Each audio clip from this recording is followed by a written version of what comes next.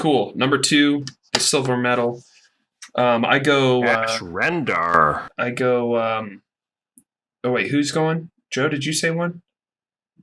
No, I said Dash Rendar, the hero of the Shadows of the Empire game. Ah, yeah, you fight Boba Fett. That's right. Oh yeah.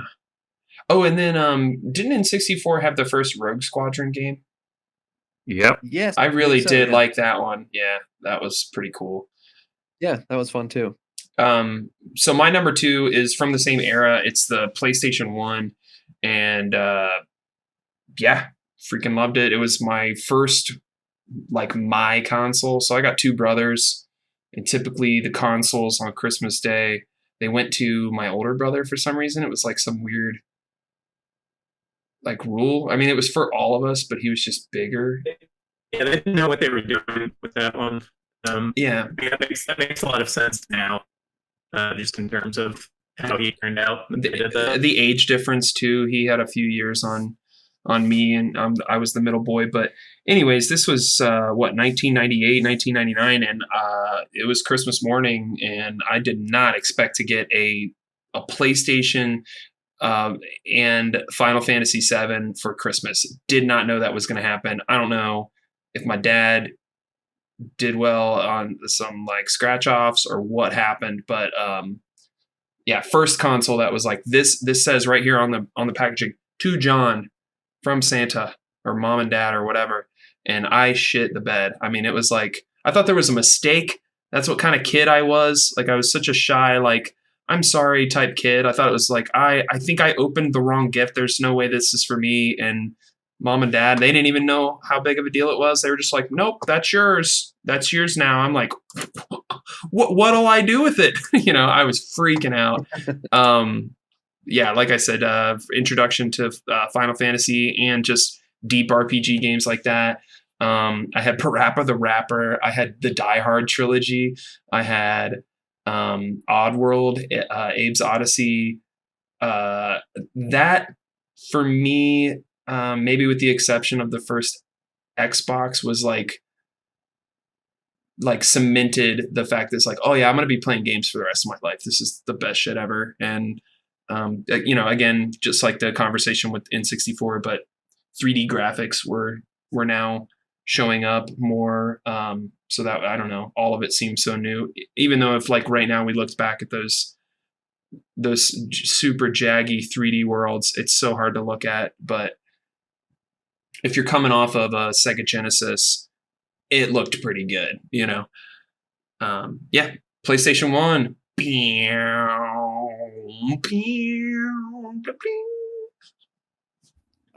My PlayStation 1 was a surprise on Christmas morning because I already had the Nintendo 64, and it was oh, spoiled kid over here. I didn't get I didn't get a Super Nintendo because I got the Sega Genesis, because it was kind of you get one. Yeah, those were one after the Nintendo. And my dad won the Nintendo in a raffle at work, and then the Sega Genesis, it was one or the other. Yeah, I was like, Sega, they got what they do what Nintendo don't, right?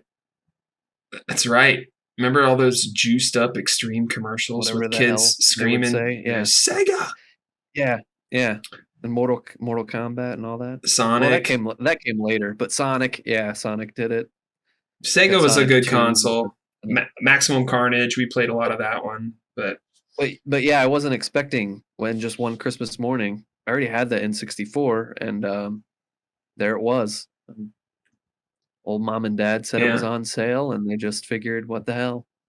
It came with Battle Arena Toshinden, nice, which is a dog shit fighting game. But I got WCW versus the World, which was the predecessor to all the great WCW and WWF games by Aki. Okay. Nintendo 64. Oh man, we forgot to mention those were a lot of fun hours too of multiplayer. Good times. I love it. I wanted to chime in that I got a PS, and this is not to do with my list, but Final Fantasy VII was also my first PS1 game when I got that. So yeah, I remember being blown away and like telling people for weeks, like, no, the whole game, it comes on like 3 discs. You have to have all these other discs. Like it just blew me away. Yeah, that was crazy when you'd get a game that was like Final Fantasy or Metal Gear Solid, and you just would be handed all these CDs, and like, what do I do? And then it just told you what to do. Put in this CD now. You're here now. And then they didn't have like pausable skip scenes, or I mean pausable cinematic scenes in that game. So like it was like a real big issue for me when I would be deep in the game and then a scene would start up, and the cinematics and those were cool because they were like pre-rendered CG, scenes and stuff. And so it was just cool, like computer graphics that I had never seen on that level. And I'm talking to Sephiroth and whatever, and some heavy shit's going down with Cloud. And then my mom would start screaming for me and stuff. And there were like a couple times when it was like, I just had to lock my door on her. And she's like, take the trash out or whatever. And I'm like, you don't understand. If I don't watch this now, I'll never be able to see it again. And you know what I mean? Like, cause it's past a save point and all that. That was back in games when you had to like physically go to a save location, it's just the idea of being like, you know what? I'm going to deal with it afterwards. I'm locking the door. I'm going to be in a lot of trouble. So that's Carl's number 2. Joe, what's your number 2? Wait, what? Was PlayStation your number 2, Carl? No.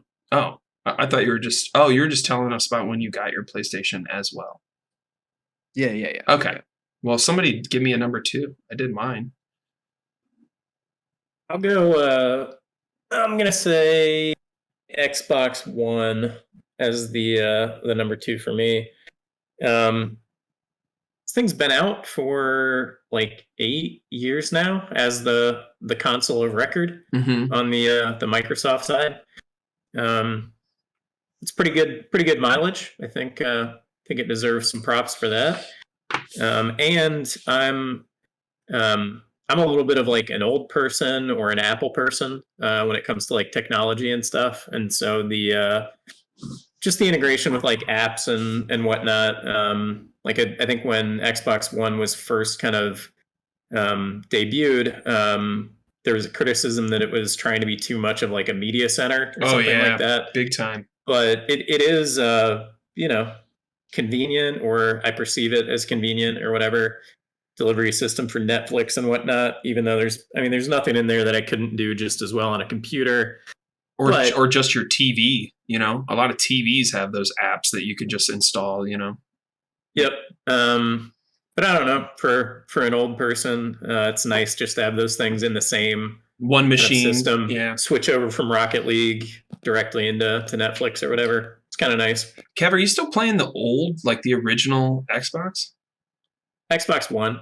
That's what I mean, though. Like, but first wave. Oh man, yeah.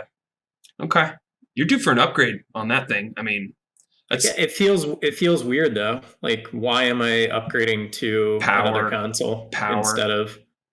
No, I mean instead of making the commitment to become a PC person. Oh yeah, do that. But as far as something in your living room, like even if you upgraded to the One X, or you know what I mean, like the intermediary between the current gen shit, and you remember they did like a refresh. Yeah, but why? What's it gonna get me?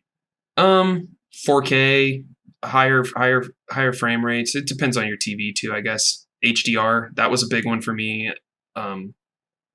Yeah, stuff like that. Not visual stuff. Nothing really important. I mean, I'm surprised that. I think it's cool that you've had that console that long and you are cool and don't have any issues playing. Games like, aren't you playing Halo on it? Mm-hmm. Yeah, it's crazy. Playing, GTA doesn't fuck up any more often. Yeah, it's crazy. Than it does for everyone else. And you're all right. And so, as far as like talking about playing on PC, which you should, because you have a beast computer, like you'll like if you play Halo, for instance, on your PC, you will notice a visual difference in how that game looks, because usually when they do the different versions or the different builds of the games, all that is different like setting options on the PC version. So like if you're playing on the original Xbox, that means on the PC version you would have to like set it to low graphics and then put the frame rate at like 30 frames per second maybe. Does that sound right, Carl? You know what I mean? Like cuz how they scale games as far as on the development side goes and stuff. I don't know. But I mean, hell yeah. Yeah, I'm not sure. Cheers to Xbox. Remember that thing launched with the camera that you had to buy with it? The little Kinect sensor thing?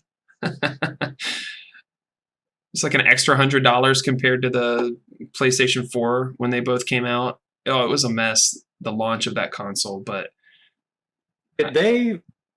That was the only package they offered when it first came out? at launch, yeah. Huh. And then everyone got upset and they ditched the Kinect. And I think the way I got mine was it came with a game. Yeah, I got the Master Chief. No, that's the refresh I'm thinking of. Anyways, it came with a game, and then GameStop was running a promotion where you buy any new console and pick and add a game to it. So even if there was a game in the box, you could pick another one. So I got like 2 games with it. So that's how I justified the extra $100 compared to the PlayStation. But that was a fun day to come home and hook that bad boy up. This much I can tell you. Good things. Good choice for number 2. Who else has a number 2? I got a number 2. Top 3 video game consoles, Carl. It was already mentioned. It was the N64. Hell yeah. And for, all the reasons that Kevin said, plus what I mentioned, the Aki wrestling games were some of my fondest N64 memories. Yeah. Yeah, the controls were just you could do really in-depth fun stuff with it if you were a wrestling fan, and then like your little sister could pick it up and play it because it's just like press this button to grab and then this button to do a move. And like that's the basics to it. That's move awesome. around with that. That's awesome. Like yeah. So it was arcadey but also complex, It felt like you had your own roster that you had control over at all times. It wasn't all sectioned off now where there's the story mode in the WWE games where you have control over everything. But if you go back out of that and you just try to play some exhibition matches or whatever, you get a whole different fucking roster, and it's not. I want it to be my own world, my own wrestling world when I play a wrestling game. They did that really well, and yeah, it was just great gameplay. So that's pretty much all I had to add to the Nintendo 64. But yeah, fucking Star Wars, Shadows of the Empire, Mario 64, Mario Kart, all of that shit. It was awesome. So many fond memories. That's my silver medal console. I remember it being a big deal when a buddy of yours had the Rumble Pack. Do you remember that for the N64? Yeah. That was like I got one of those for Zelda because you had to have it for a useless item. Yeah, but think about it. That was the first haptics in a controller, and now that is just like a default. Count on it. Any video game system that it will have it. I guess the Switch doesn't have it. It was heavy and clunky and loud too. Yeah. For $30, it's a paperweight you put on the back of your controller, and and then it's a small. Did it require batteries in addition to like being a plugged-in controller, or am I crazy? I thought you had to throw some batteries in that thing. Maybe not. Maybe there was a battery pack that you had to attach to the Rumble Pack. Oh God, everything different was just time. Packs on packs and way too heavy. And the Switch does have Rumble, by the way. The Switch has like crazy, neat feedback. Doesn't the Switch has like this super intricate, like the isn't there a game for Switch where like you're supposed to hold a bag of marbles or something and like Yeah, you can feel from it the controller by rolling it around. around. Yeah. Yeah. Oh yeah, duh. Because That's why they're so expensive. That's like Okay. $80 to get a set of Joy-Cons. the Labo kit used those Yeah. I don't know what you call them. Those little motors in there that would spin away, you know, your rumble, your haptics or whatever. I think that was last Christmas. We got the kids a bunch of those Labo kits, and Oh, cool. yeah, those are great because they're like Yeah. you're building something, but then also there's a little bit of like there's like the Lego side of it where it's just like fun to put it all together, and then there's now you get to kind of play with it for a little while. But yeah, that used a lot of the different like haptics thing. Like there was one that we had. It was a thing. It was a really simple shape, but you would put it on the controller, and then you would set it on a table, and then you would control on the Switch screen, and you would tell the controller to vibrate at different frequencies to determine what direction it would turn while propped on the table, or if it went forward or backwards. Blew my mind. I was like, this is way cooler than like, you know, the Nintendo camera or whatever, as far as like other things you can hook onto a Nintendo device. So yeah. Nintendo's fucking magical for kids. They just That's what try. I love about it. They just do It was shit. magical for me growing up, and it's fucking magical for kids still. No doubt. Yep. Joe? Nintendo Christmas. Joe, Kevin, number 2? The X-Bone was mine. Oh, Kevin did his. Joe, what was your number 2, buddy? We lost him. I'll tell you Joe's number 2. It was the Tamagotchi Pocket Pet. Oh, I just realized I was muted. Oh, he's no, back. I said mine. I did the PS2. Did you say that one?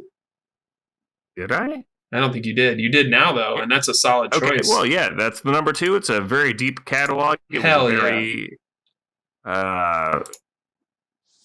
innovative in terms of you could get your JRPGs, you get your fighting games, you get everything on the PS2. And now that's a very sought after collection to have. If you look at what prices are for physical media now, PS2 is up there. Yeah, I remember I didn't have a PS2 because that was like Xbox time, and our buddy Zane, friend of the podcast, had a PlayStation 2, and we would go over and hot seat Grand Theft Auto 3, I guess it would have been. Yep, and that was the first one. Yeah, that was a game changer, man. That was a real game changer. Open world, do whatever you want. I would say Grand Theft Auto 3, and then the first Time Splitters were like kind of the game-changing moments in video games. Yeah, Vice City. Oh yeah. Yeah. There were some other Final Fantasies on there that were decent too. I think 12 or whichever one was the Ocean one. That one got a lot of attention when it came out. God, I always have a thought that like if I had to if it was it's my current knowledge of everything in the future, but like I'm just instantly zapped back to like 9 years old or whatever, 13 or something like that. And like, if I had to sit down and play the video games that were available because I was just trapped in this loop or whatever, like there's no way I can get back to my adult body or whatever. And the butterfly effect of everything I've done and now it'll never happen the same way, you know? Like I always think about like being trapped back then with that technology, and would I even want to play it, or would I just wait and be like, no, I'm just going to wait, 20 years until some good shit comes out, because I can't do it. I can't look at the screen. I probably would play, right? You would play, right, Carl? You'd have to play. You'd have to play. Stuck there. Yeah. Play. What am I going to not play Halo Prisoner with only rockets with all the boys? I would play. Oh God.